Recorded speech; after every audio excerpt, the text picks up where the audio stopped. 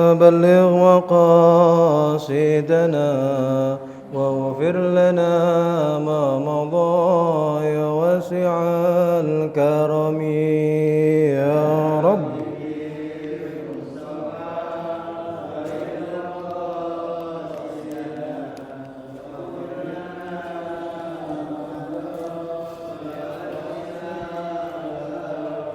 محمد سيد القونين والثقلين والفريقين من عرب ومن عجم يا رب بي.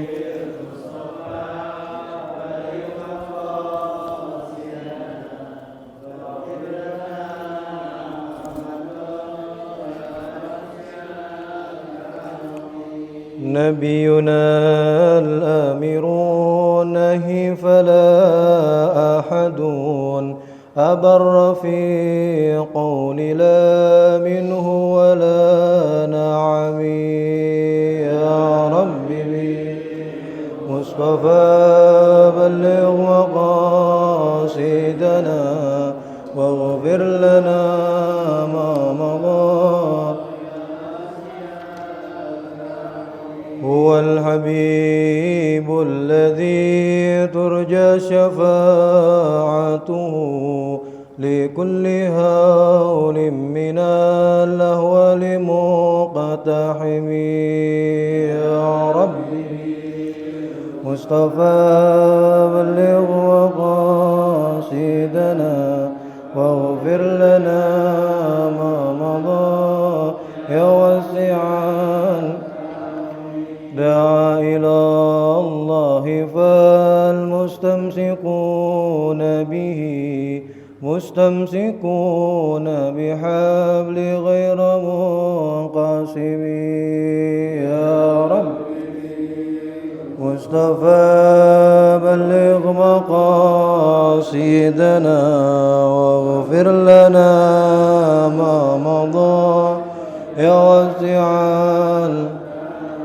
فاق النبيين في خلق وفي خلق ولم يدانوه في علم ولا كرم يا رب مصطفى بلغ مقاصدنا واغفر لنا ما مضى يا واسع كرمي. اللهم صل وسلم وبارك عليه وعلى آله.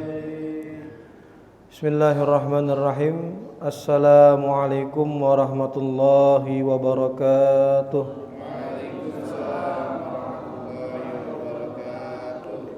Alhamdulillah Alhamdulillah alladzi arsala rasulahu bidinil huda. Alhamdulillah alladzi qad atamma alaina ni'matah. Walhamdulillah alladzi arzaqana ladzatal iman wal islam wal ibadah hatta najtami fi hadzal makan al mubarak. Wa sallallahu yaghfira jami'a dzunubina wa liwalidina amin ya rabbal alamin. Alhamdulillah, puji syukur kehadirat Allah Subhanahu wa taala yang telah menyempurnakan nikmat untuk kita, diberikan rizki berupa lazatnya, nikmatnya beribadah kepada Allah Subhanahu wa taala. Semoga Allah Subhanahu wa taala memaafkan segala dosa dan kesalahan kita, juga mengampuni dosa dan kesalahan kedua orang ibu bapa kita. Amin ya rabbal alamin. Bapak Ibu yang dirahmati oleh Allah Subhanahu wa taala, terakhir berjumpa sampai mana pembahasannya?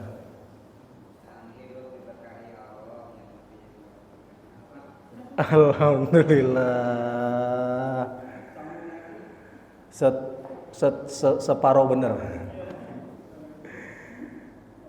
Terakhir kemarin kita itu sedang membahas tentang kisah Maisarah bin Khunes yang lewat pemakaman lalu membaca salam yang panjang. Lantas Allah kirimkan ruh kepada seorang jasad yang ada di situ untuk menjawab. Oh, begitu. Udah connect belum? Udah ingat ya? Lalu roh yang diutus oleh Allah itu berkata, tuba lakum ya ahlad dunya. Beruntung sekali kamu wahai penduduk dunia. Yang masih hidup itu loh, kamu tuh beruntung, kata yang sudah meninggal. Maka bapak ibu di sini yang masih hidup, alhamdulillah beruntung. Kalau menurut versi orang yang sudah meninggal, kita ini beruntung. Kenapa beruntung? Maisarah bin Khunis bertanya, lalu dijawab lagi. Bagaimana kalian tidak beruntung? Kalian bisa mendapatkan pahala haji sebulan 4 kali. Maka Maisarah bin Khunis bertanya, bagaimana kita bisa pahala haji sebulan 4 kali? Ngantrinya aja 20 tahun. Udah di sana cuma 40 hari baru dapat 1 haji. Apa kata ruh yang diutus oleh Allah tersebut? Apakah engkau tidak tahu bahwa sesungguhnya pada hari Jumat ada pahala yang pahalanya bobotnya seperti hajjatun mabruratun makbulatun, haji yang sempurna, yang mabrur plus diterima oleh Allah Subhanahu wa taala. Jadi kalau haji ada yang mabrur, ada yang enggak mabrur. Tapi kalau orang tahu amalan ini, otomatis dia mendapatkan haji yang mabrur juga diterima oleh Allah Subhanahu wa taala. Lalu Abdullah bin Khunis bertanya, apa yang harus kami dawamkan, nudawim, apa yang harus kami lakukan dengan konsisten supaya kami bisa mendapatkan pahala tersebut, yaitu haji. Setiap Jumat, apa kata roh tersebut? Al-istighfar ya ahlad dunya. Perbanyaklah membanyak istighfar wahai penduduk dunia. Jadi kalau kita sudah paham riwayat ini, siapa orang yang di hari Jumat memperbanyak kalimat istighfar, maka dia akan memperoleh pahala haji mabrur. Habis dengar ini langsung pada enggak jadi daftar haji.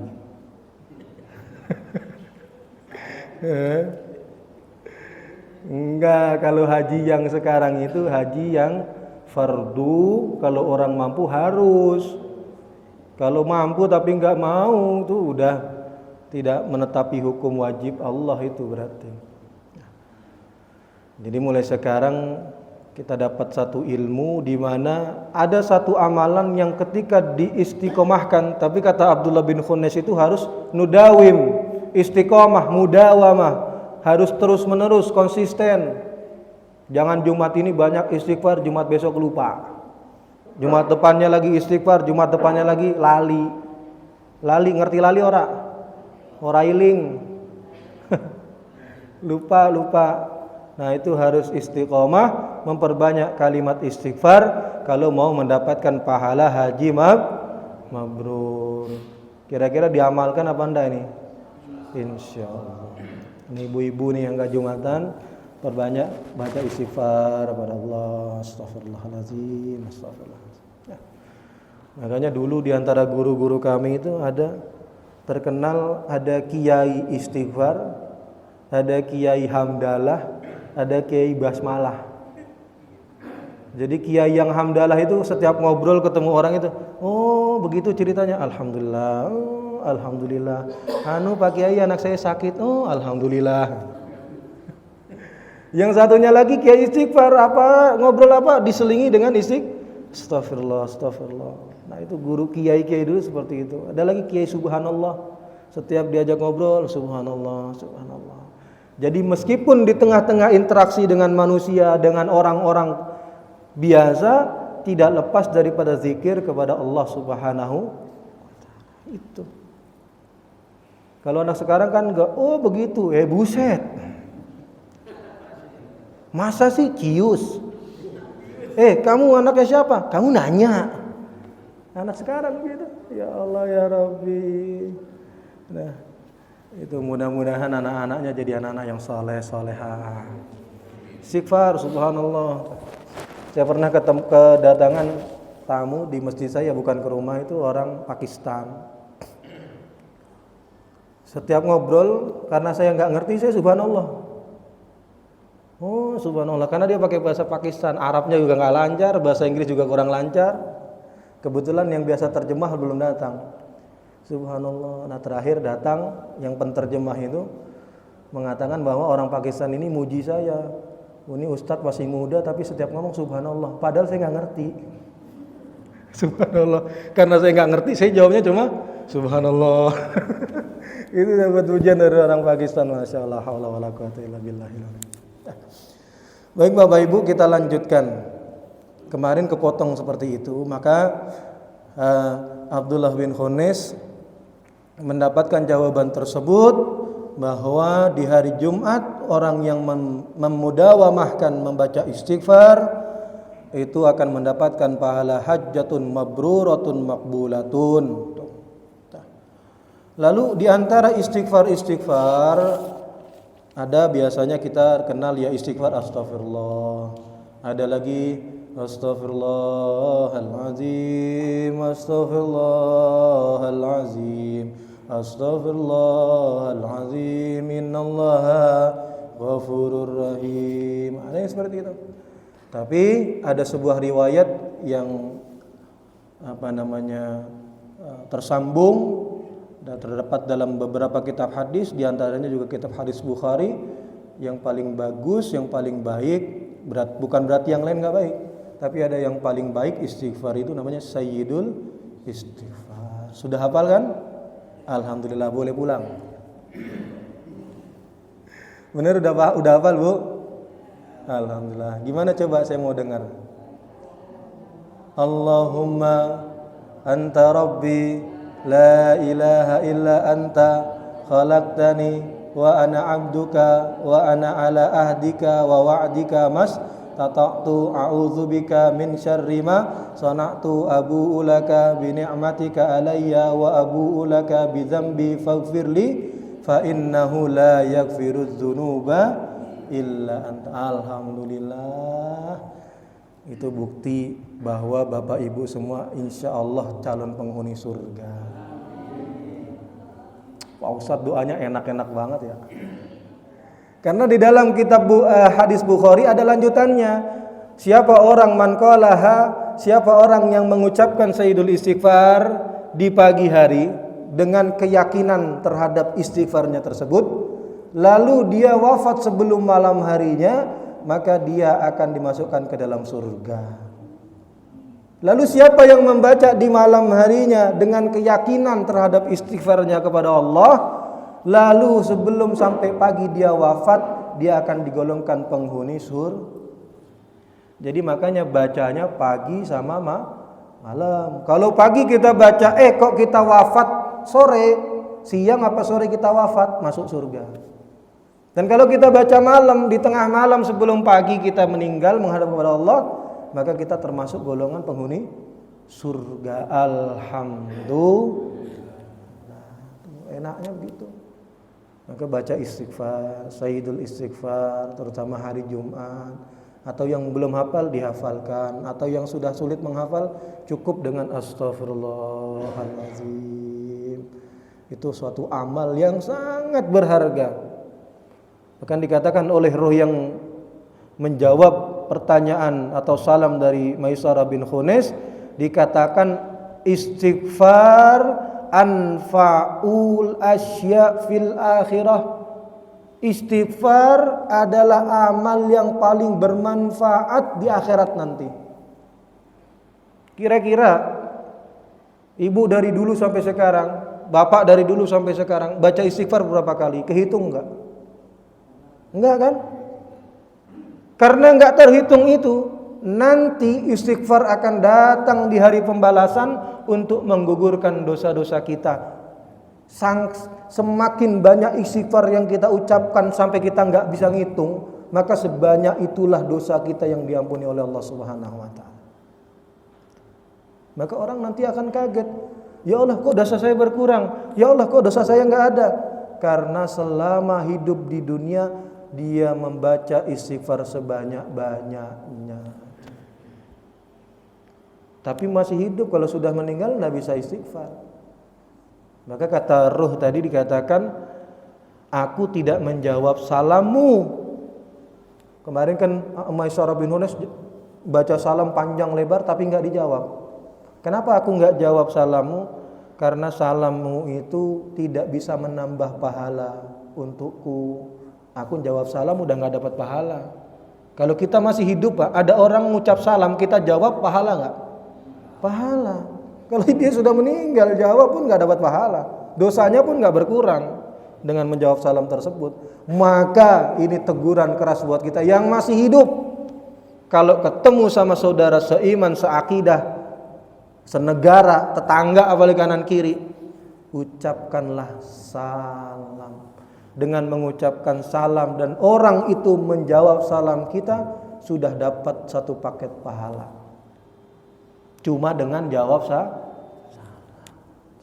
Apalagi yang jawab. Kata Nabi, yang ngucap salam itu hukumnya sunnah, yang jawab hukumnya wajib. Kira-kira bobot pahala berat mana sunnah sama wajib? Wajib. Maka kalau diucap salam, assalamualaikum, jawab assalamualaikum. Nah, gitu bagus. Alhamdulillah ya Allah. Lalu kita akan lanjutkan. Ada hadis yang ke-9 dalam kitab Mawaidh al-Usfuriyah, diriwayatkan dari Mu'adz bin Jabal radhiyallahu taala anhu bahwasanya Rasulullah sallallahu alaihi wasallam bersabda, yaqulullahu yabna Adam. Kalau sudah dalam hadis ada kata-kata qala Allah atau yaqulullah, berarti ini hadis qudsi. Hadis qudsi adalah ucapan Allah tapi tidak dimasukkan dalam kategori firman, maka disebut hadis qudsi. Yaqulullahu ya ibna Adam istahyi minni inda maksiatik. Wahai anak Adam, keturunannya Adam, kira-kira siapa nih keturunannya Adam? Bu, keturunan Adam siapa kira-kira ini? Manusia.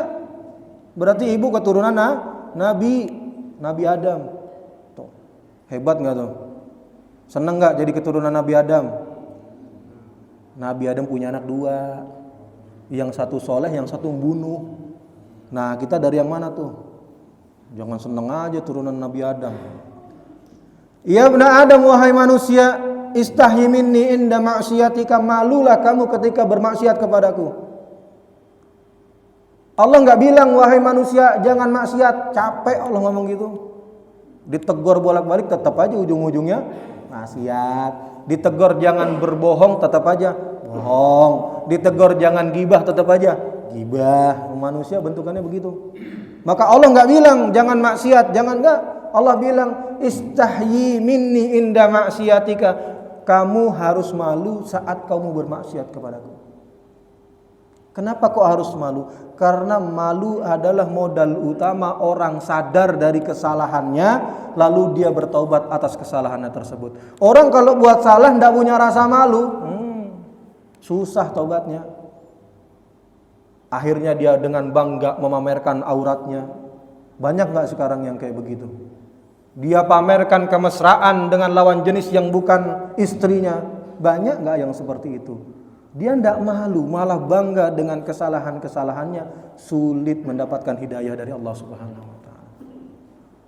Maka malu. Ketika malu saat bermaksiat kepada Allah, apa dalam hadis tersebut? Wa ana astahyi minka yaumal ardil akbar. Maka aku akan malu di hari kiamat nanti, hari pembalasan nanti. Fala u'adzibaka, aku malu, aku enggak mau mengazabmu. Allah enggak jadi ngazab kita cuma karena saat hidup di dunia kita bermaksiat kita merasa malu.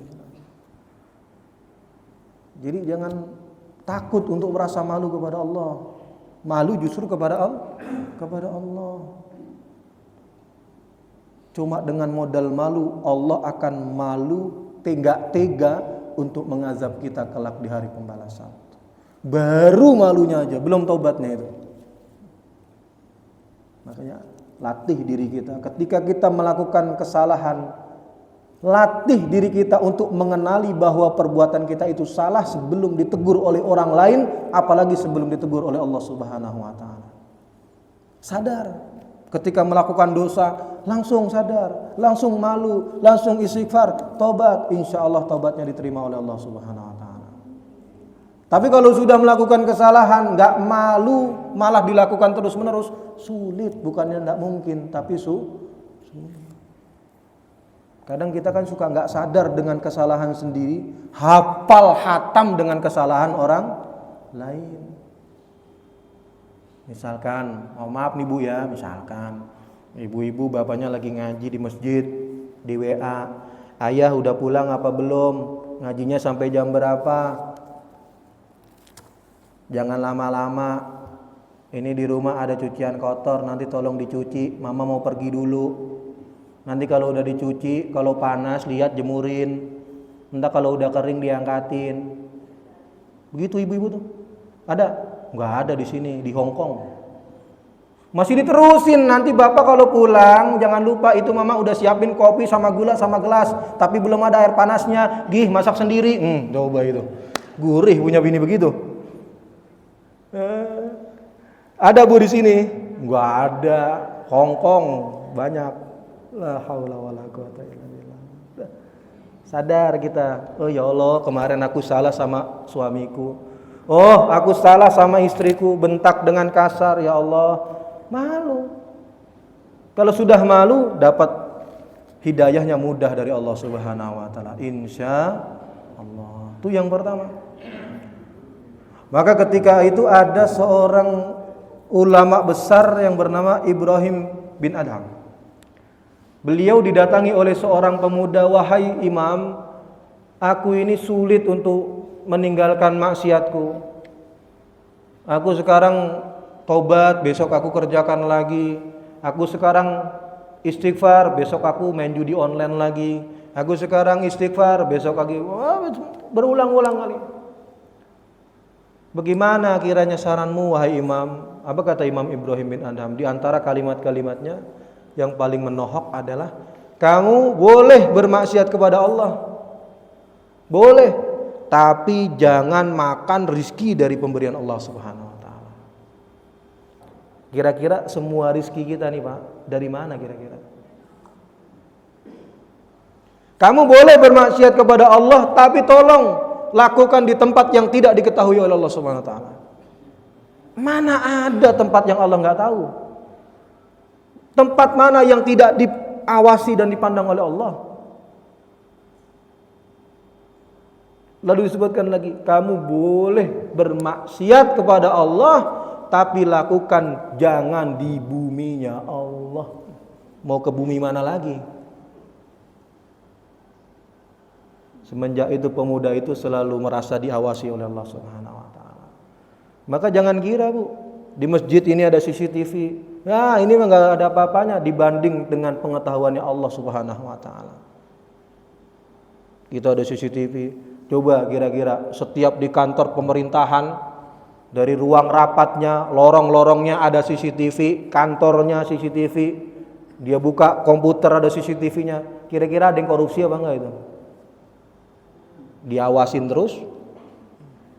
Mau bagaimana dia? Maka kita harus hadirkan di dalam hati kita bahwa Allah Subhanahu wa taala selalu melihat, basirun. Allah selalu mengetahui, alimun. Bahkan tidak hanya yang nampak, bidzatis sudur, yang ada di dalam hati, kerentek kita Allah tahu. Maka hadirkan rasa bahwa kita dilihat, diawasi, dipandang oleh Allah selalu. Sehingga ketika kita mau melakukan suatu keburukan apapun, ingat Allah Subhanahu wa taala.